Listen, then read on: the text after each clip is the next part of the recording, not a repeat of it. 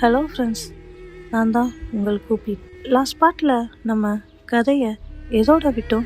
மணிமேகலை எல்லோரும் முன்னாடியும் மகிழினியை பார்த்து, நான் இவளுக்காக தான் ஓடி போக பார்த்தேன் அப்படின்னு சொன்னான். இப்போது மகிழினி இதை எப்படி சமாளிக்க போகிறா, மணிமேகலையோட நிலைமை என்ன ஆக போகுது அப்படின்னு வாங்க பார்க்கலாம். மணிமேகலை கையை நீட்டி இந்த பொண்ணுக்காக தான் ஓடி போனேன்னு சொன்னதும் மகிழினி பின்னாடி திரும்பி எந்த பொண்ணை சொல்கிறா அப்படின்னு பார்த்துட்டு இருந்தா. அப்போ சூர்யா மகி கிட்ட, என்னடி நீங்கள் 2 பேரும் லவ் பண்ணி ஓடி போக தான் இந்த அப்பாவியை பலி கொடுக்க பார்த்தீங்களா அப்படின்னு கேட்டான். அதுக்கு மகி, என்னடா சொல்கிற அப்படின்னா. அப்போ சூர்யா, ஆமாம், அந்த பொண்ணு ஒன்றை தான் கையை காட்டுறா பாரு அப்படின்னா. அப்போது மணிமேகலையோட அம்மா மணிமேகலை கிட்ட, என்ன பேசுகிறோம் தெரிஞ்சுதான் பேசுறியா அப்படின்னு சொல்லிட்டு மணிமேகலையை அடிக்க போனாங்க.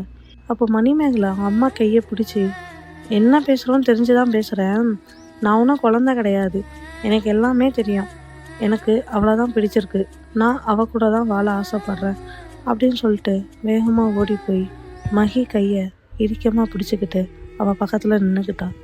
அப்போது மணிமேகலையோட அப்பா மணிமேகலையை பார்த்து, அங்கே என்ன பண்ணிக்கிட்டு இருக்க, ஒழுங்கா இங்கே வா அப்படின்னு கோபமாக கூப்பிட்டாங்க. அப்போது மணிமேகலை தலைவரை பார்த்து, நான் இவ்வளோ தான் லவ் பண்ணுறேன், இவ கூட தான் இருப்பேன், அவங்க எல்லாருமே சேர்ந்து என்னை கட்டாயப்படுத்தி கல்யாணம் பண்ணி வைக்க பார்க்குறாங்க, எனக்கு அவங்க கூட போக விருப்பம் இல்லை அப்படின்னா. அப்போது மகி ஷாக்கா மணிமேகலையை பார்த்து, என்னங்க புதுசாக ஏதோ சொல்கிறீங்க, இதெல்லாம் நம்ம லிஸ்ட்லேயே இல்லையேங்க அப்படின்னு கேட்டான்.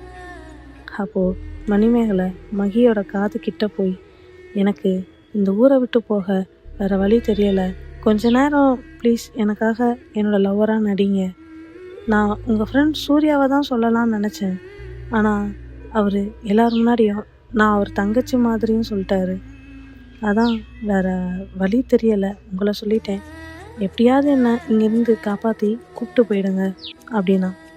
அப்போது மகி, என்னங்க சொல்கிறீங்க, உங்கள் ஊரில் பையனை லவ் பண்ணுறேன்னு சொன்னாலே வெட்டுவாங்க, இதில் பொண்ணை லவ் பண்ணுறேன்னு சொல்லியிருக்கீங்க, அதுவும் என்ன லவ் பண்ணுறதா சொல்லியிருக்கீங்க, என்ன பண்ண போகிறாங்களோ அப்படின்னா.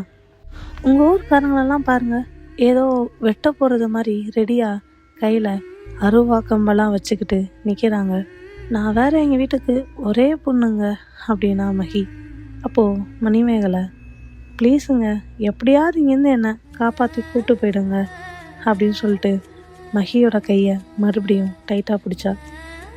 அப்போ மகி உடனே, விடுங்க எவ்வளவோ பண்ணிட்டோம், இதை பண்ண மாட்டோமா, என்னை நம்பி நீங்கள் உங்கள் வீட்டை விட்டு வந்திருக்கீங்க, அப்படியெல்லாம் பாதியில் விட்டு போயிட மாட்டேன், உயிரே போனாலும் உங்களுக்காக நான் இருப்பேன், இதுக்கு மேலே என்ன நடக்குதுன்னு நீங்கள் அமைதியாக நின்று பாருங்க அப்படின்னு சொல்லிட்டு தலைவரை பார்த்து, ஆமாம், நாங்கள் 2 பேரும் லவ் பண்ணுறோம், அவளை கூப்பிட்டு போக தான் நான் வந்தேன் அப்படின்னா மகி.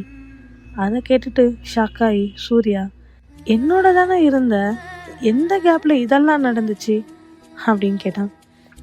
அப்போது மகி, அதுவா மச்சான், நேற்று நான் கூப்பிட்டப்ப வரலன்னு சொல்லிட்டு பெட்ஷீட்டை போற்றி இழுத்து தூங்கினல, அந்த கேப்பில் தான்டா அப்படின்னா. அடியே, நேற்று ஒரு நாள் தானடி இல்லை, அதுக்குள்ளவா இதெல்லாம் அப்படின்னு கேட்டான் சூர்யா. காதலுக்கு ஏதுடா நேரங்காலம்லாம், அது எப்போ வரும், எப்படி வரும், யார் மேலே வரும்னு யாராலையும் சொல்ல முடியாது, அது மாதிரி தான் எனக்கும் வந்துச்சு அப்படின்னா. அப்போ சூர்யா, இப்படி பேசி தாண்டி எங்கே கொண்டு வந்து நிறுத்தியிருக்கன்னு பார்த்தியா அப்படின்னா. அப்போ ஊர் தலைவரும், எங்கள் ஊரில் ஒரு பையனும் பொண்ணும் லவ் பண்ணுறாங்கன்னு சொன்னாலே அது எங்களுக்கு அவமானமாக நினைப்போம், எங்கள் ஊரை பொறுத்த வரைக்கும் காதல்னாலே கெட்ட வார்த்தை, அப்படிப்பட்ட ஊரில் ஒரு பொண்ணு இன்னொரு பொண்ணை லவ் பண்ணுறதா சொன்னால் எங்களால் எப்படி அதை ஏற்றுக்க முடியும்னு கேட்டாங்க. அதுக்கு மகி, காதலில் என்னங்க ஆம்பளை பொம்பளைலாம், காதலுக்கு எந்த ரூல்ஸும் கிடையாது, யாருக்கு யார் மேலே வேணாலும் வரலாம், எனக்கு அந்த பொண்ணு மேலே வந்திருக்கு, அதான் நான் கூப்பிட்டு போகிறேன் அப்படின்னா. அப்போ தலைவர், நீங்கள் வந்து கூப்பிட்டதும் இந்தாமா அப்படின்னு சொல்லிட்டு எங்கள் ஒரு பொண்ணை உன் பின்னாடி அனுப்பிடுவோமா அப்படின்னு சொல்லிட்டு மணிமேகலையோட அப்பாவை பார்த்து, யோ என்னையா பண்ணிக்கிட்டு இருக்காங்க, முதல்ல உன் பொண்ணு இந்த பக்கம் கூப்பிட்டு வாயா அப்படின்னாங்க.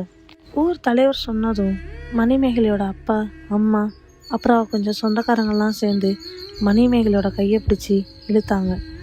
ஆனாலும் மணிமேகலை மகியோட கையை விடாமல் டைட்டாக பிடிச்சி நின்றுக்கிட்டு இருந்தா.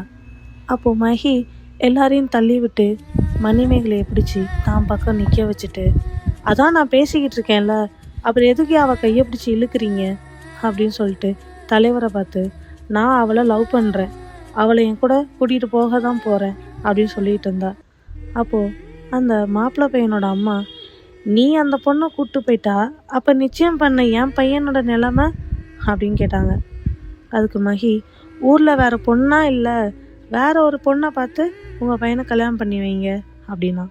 அதெல்லாம் நீ சொல்லாதம்மா அப்படின்னு சொல்லிட்டு மகியும் அந்த அம்மாவும் சண்டை போட்டுட்டு இருந்தாங்க. அப்போ ஊர் தலைவர், நீங்கள் உங்களுக்குள்ளே மாற்றி மாற்றி பேசிக்கிட்டா அப்புறம் நான் எதுக்குடா இருக்கிறேன் அப்படின்னு கேட்டார். உடனே அந்த மாப்பிள்ளை பையனோட அம்மா, தலைவரே நீங்களே ஒரு நல்ல தீர்ப்பாக சொல்லுங்க அப்படின்னு சொன்னாங்க. அதுக்கு அந்த தலைவரும், அந்த பையனுக்கு தான் இந்த பொண்ணை கல்யாணம் பண்ணி வைக்கணும் அப்படின்னு சொன்னார். உங்கள் 2 பேரையும் ஏதோ போனால் போகட்டும்னு மன்னிச்சு விடுறோம். இதே இந்த இடத்துல ஒரு பையனை லவ் பண்ணுறதா சொல்லியிருந்தா நடக்கிறதே வேற. நீ ஒரு பொம்பளை பிள்ளையாச்சேன்னு உன்னை சும்மா விடுறோம், ஒழுங்கா உசுரோட ஊரு போய் சேருங்க அப்படின்னாரு பஞ்சாயத்து தலைவர். அப்போது மணிமேகலையோட அம்மா வந்து மணிமேகலையோட கையை பிடிச்சி இழுத்துட்டு போனாங்க. மணிமேகலை மகி கையை விட்டுட்டு போகும்போது அவள் கண்ணெல்லாம் கலங்கி மகியை பார்த்தா.